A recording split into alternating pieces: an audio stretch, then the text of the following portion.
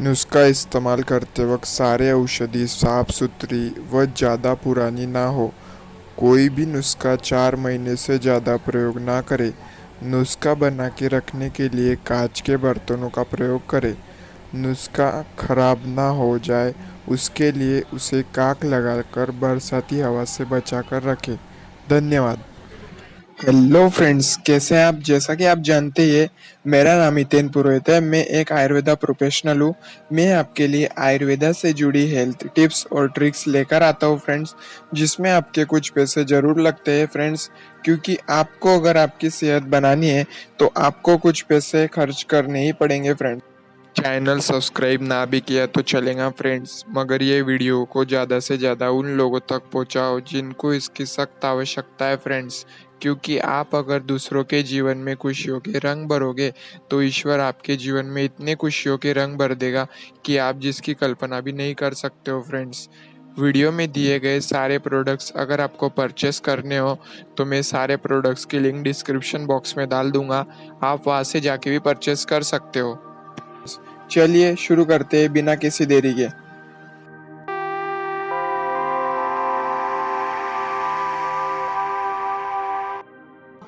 जय श्री कृष्ण दोस्तों। नुस्खा बनाने के लिए लगने वाली सामग्री: पहला नंबर 7 बादाम गिरी, दूसरा 4 काली मिर्च, तीसरा 250 ग्राम दूध, चौथा 4 कली केसर की, 5 नंबर 1 बड़ी इलायची, छठा 2 चम्मच गाय का शुद्ध देसी घी, 7 नंबर 1 चम्मच देसी कांड पिसा हुआ या तो मिश्री। नुस्खा बनाने की विधि: 7 बादाम गिरी लेनी है। शाम के समय किसी कांच के या मिट्टी के बर्तन में भिगो दे। फिर 12 घंटे भिगो रखने के बाद सुबह उनका छिलका उतार कर सारे बादाम को पीस ले और उसके साथ 4 काली मिर्च भी पीस ले। अब 250 ग्राम दूध गैस पर गर्म होने के लिए रखे। उबलते हुए दूध में सारा पेस्ट डाल दे।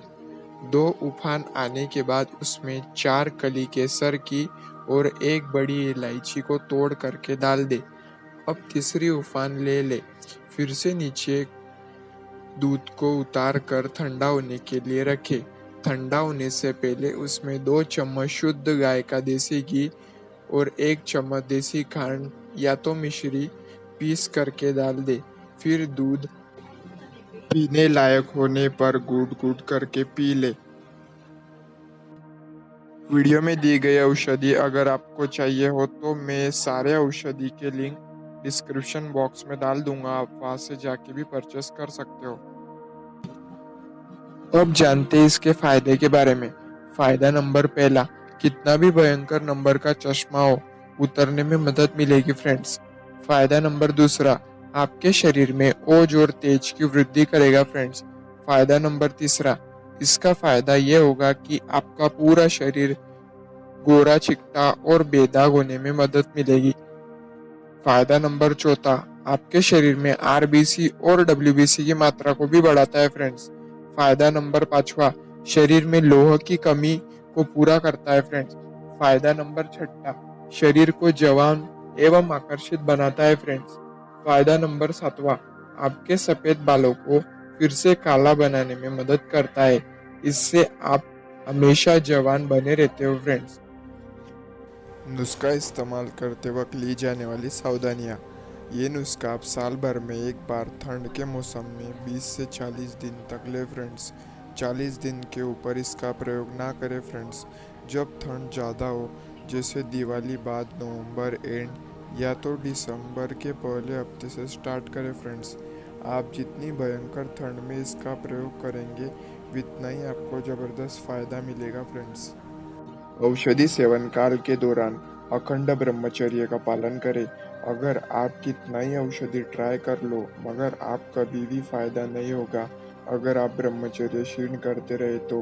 अगर आपको ज़्यादा तकलीफ होती हो या बुरे विचार मन में आते हो तो आप एक काम करो, आंखें बंद करके अपने आराध्य का ध्यान करो। आप हनुमान जी का भी ध्यान कर सकते हो। मैं ये नहीं कह रहा हूँ कि आप यही भगवान का ध्यान करो, आप जो मर्जी भगवान का ध्यान करो।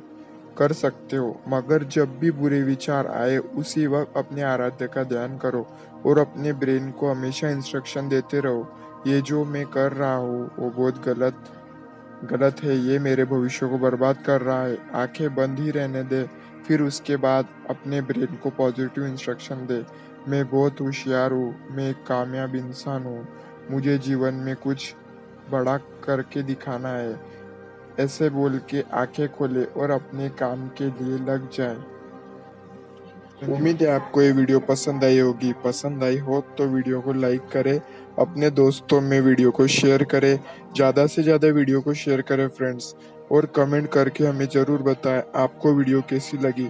चैनल पर पहली बार विजिट कर रहे हो तो सब्सक्राइब जरूर कर दे फ्रेंड्स। इसी के साथ मैं अपनी वाणी को विराम देता हूँ। मिलते हैं अगली वीडियो में नए टॉपिक के साथ। तब तक के लिए जय श्री कृष्णा एंड जय हिंद।